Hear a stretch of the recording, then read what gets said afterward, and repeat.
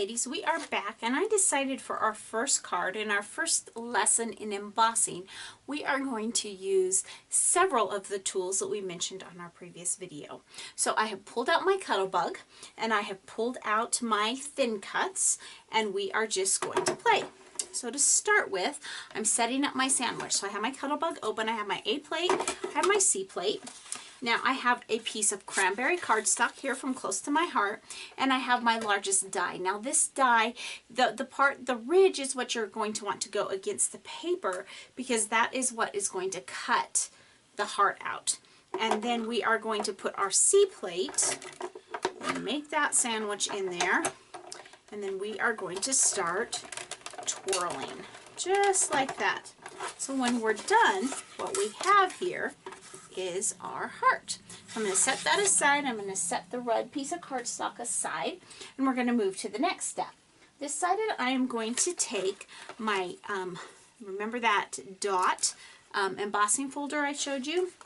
I have a piece of cardstock here that I have cut to be a little bit smaller than my card base size. So this is going to be 5 1/4 by 4 inches, and I'm just going to slide that into the sandwich just like so. Make sure, for me, I want it to be fairly straight because I don't want wonky circles. It's depending on what you're doing, on if you care if it's wonky or not. But I am going to put that in there. Now I can't remember my sandwich combination, and rather than pull out the book and look, I'm just going to play with it. I believe I want 2 B plates with that A plate. And so we're going to try that. If it doesn't work, I'll know that I wanted my C plate, but I think that's right.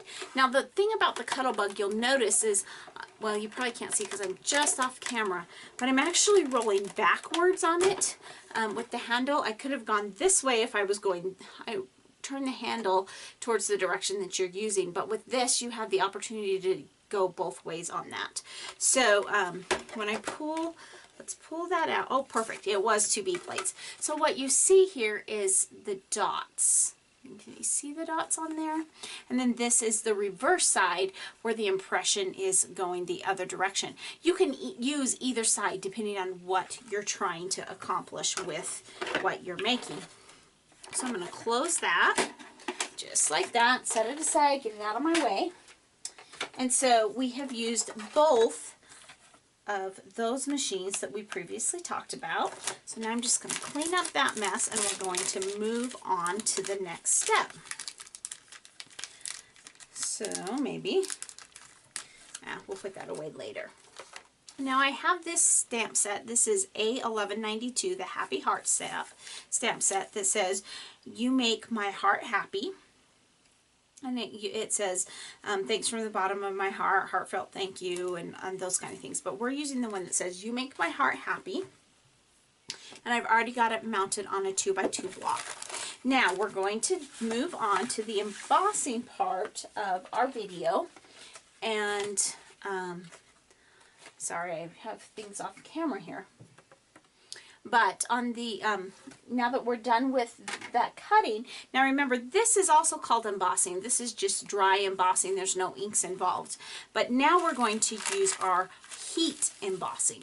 Now what I have here is just a simple coffee filter, because the powders can be reused over and over again. And so I'm going to be using gold embossing powder. Now this is not from Close to My Heart. It's powder that I've had for so long that I didn't want to replace it. But I'm going to be using the heart that I made and my stamp there to do my stamping right on my heart. Now I did forget to grab something, so excuse me 1 second. So I open my drawer. Oh, no, I have it. Now this is an embossing buddy or something like that. I've had it for years. I think I picked it up in California years and years ago. And it's this pillow type substance that has a powder on the inside. It's kind of gross. You can also do this using a used dryer sheet. And what I'm doing is I'm just rubbing it over the top, because I want to pick up any, I want to take away any static cling that might be on there. And so that the powder doesn't adhere, because where there's static cling or fingerprints or things, the powder could adhere to that. So I'm going to take my Versamark stamp pad. And again, it's a juicy wet ink, and we'll come back at the end of the video and play with other inks to see how they work with the stamp pads. But this one you're going to take and you're going to really get it juicy. Now here comes the trick with the Versamark. It is super wet ink, but it's also clear ink. So sometimes it's difficult to make sure that you have it, especially if you're going white on white. It's a little bit easier if you're going like I am on a colored paper. But when you put it down, you're going to want to just make sure that you've got a nice firm image, because you may not be able to see, just like you really can't see right there, whether, if I move it, I can see it's got pretty good coverage. But this is where the magic happens. So I'm going to set this aside. I'm going to grab my coffee filter here, and I'm going to open up my embossing powder. Now, your embossing powder you want to be super generous with. In fact, if you wanted to use half a bottle, it would be just fine, because you can put it all back in.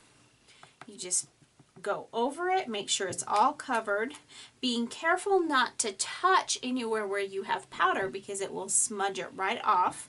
Yes, I've done that many times. I'm going to set that aside, and then I'm going to put that right back in there. So now I have very little waste, and I've used a substantial amount of powder. Now remember, this mat is heat resistant, and so my heating tool will not hurt it at all, my embossing tool. And this is where the magic happens, but it's also very noisy. So I am going to kind of tell you what I'm going to do, and then we'll speed up the video to make so that you can see kind of what we're doing. So what I'm going to do is I'm going to turn my heat embosser on, and what you will see is as you go over the top, it will melt that powder into the paper and into the ink really, and then it will be permanent, and then you can touch it all that you want. Now there are a few things to note.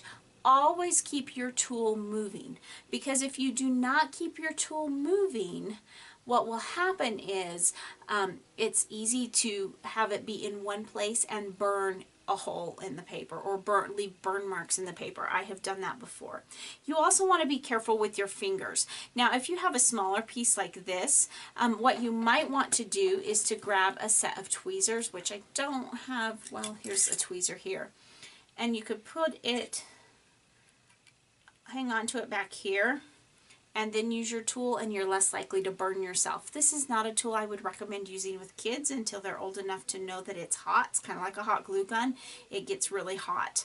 So always keep it moving, protect yourself, protect your work surface. Always make sure that if you have embossing powder setting around, that it's away from where you're working, that your inks are away from where you're working, so that you're not drying out your inks and making a big old mess with your melted embossing powder. So you want to move those aside.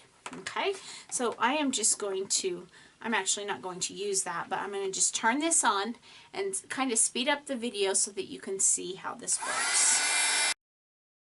And I am going to use that because that's close enough to my fingers that it is quite warm. This isn't the best tweezer for this, but it'll work. I'm going to pause this right here, because what you see in the middle here is you see where it's starting to melt. But as long as there's graininess going on in there, it's not melted at all. And so you're going to want to keep going, because otherwise the rest of it will rub right off.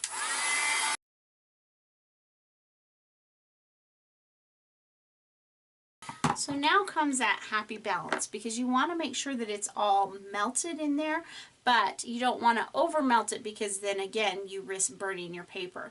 So as I'm looking at this one, I see that I've got a few spots here that need a little bit more melting, but for the most part we are just about done. So there we have You Make My Heart Happy, just like, whoops, just like that. I've set that aside.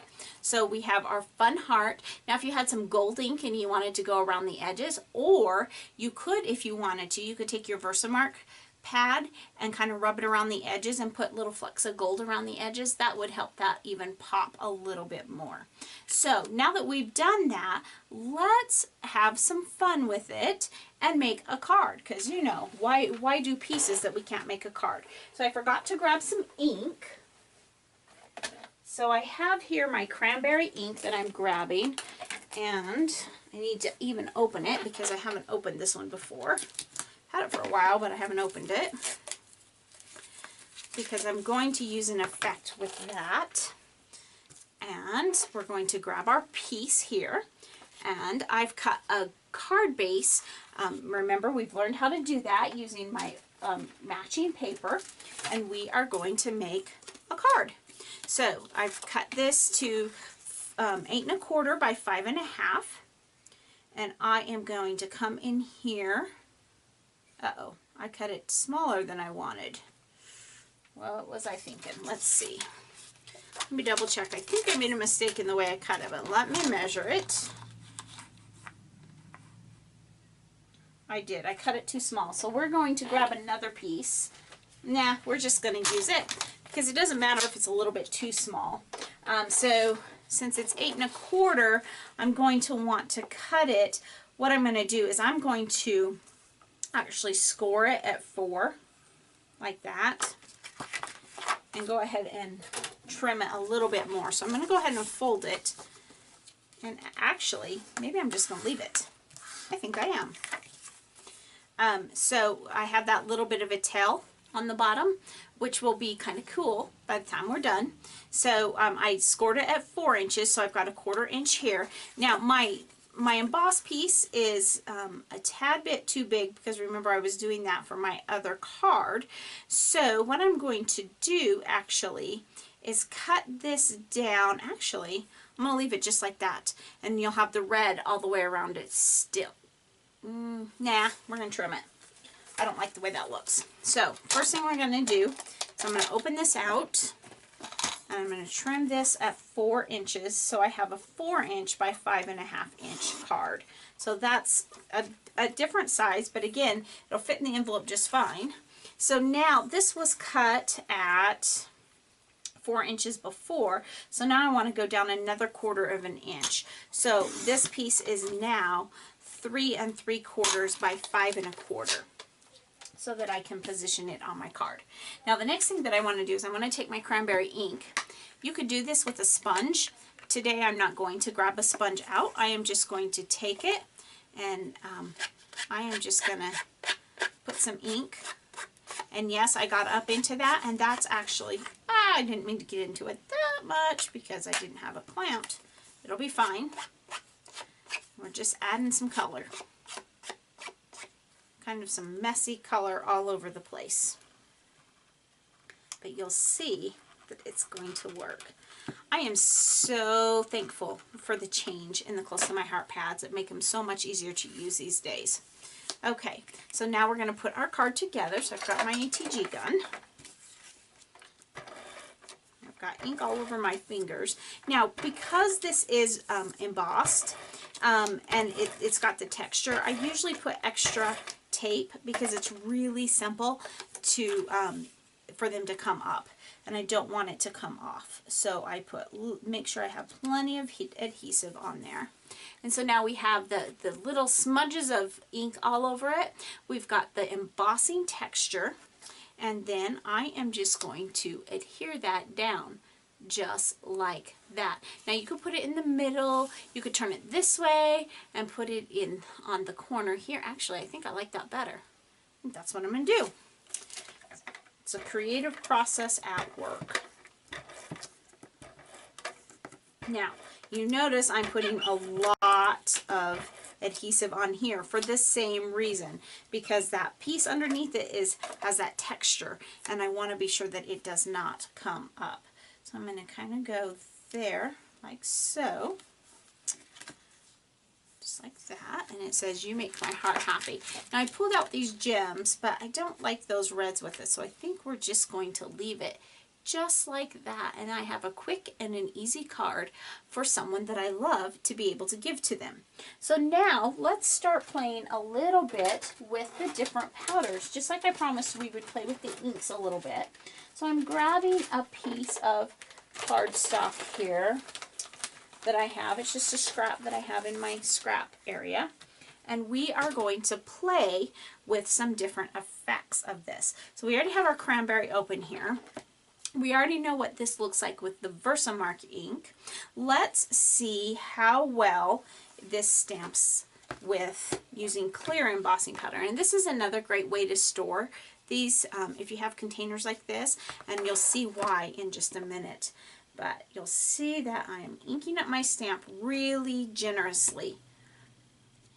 And I know I've got stuff on my stamp. I'm not too worried about it because this is just to play with. And I'm not too worried about it. Now I put a lot of ink on there because I want to see how well this powder is going to stick to it. So I'll pull my spoon out, and this is why I keep them in containers like this. Again, I'm just going over the top. And I'm going to go over with a couple of doses, and actually it looks like it's probably sticking fairly well. Now at the same time, I'm going to go ahead and go off camera, pop that close because I don't want it to dry, clean off my stamp, and I want to really be sure I get that red off because the next color that I'm using is, this is Sea Glass. And now this is a pigment ink, and pigment inks are wetter and they are actually really good for embossing. I am not worried about this particular thing embossing at all. It will emboss really well. But I just want you to see how this works and goes together.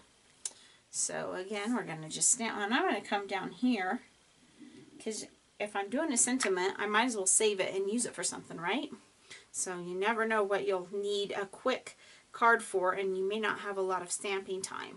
Now, one thing about pigment inks that I will tell you is they stay wet so much longer that A, they tend to smear, so you definitely don't want to be touching that, and then B, that sometimes the stamps are a little bit more difficult to clean off. Now, before I finish cleaning that off, let's go ahead and get our embossing powder on. We have a little bit more time to play with the pigment ink than we would with with the other inks, but I find it interesting because I'm pretty sure that those other inks are going to work. Okay, let's go back and clean off our stamp. Now once you've put the embossing powder on, you're going to be fine. You don't have to worry about heating it up right away, as far as it's not going to hurt anything unless you touch it. If you touch it, it's going to mess it up. So typically I don't wait too long before using my heat tool on it because I don't want to use my, or hurt my sentiment. So let's just turn that on.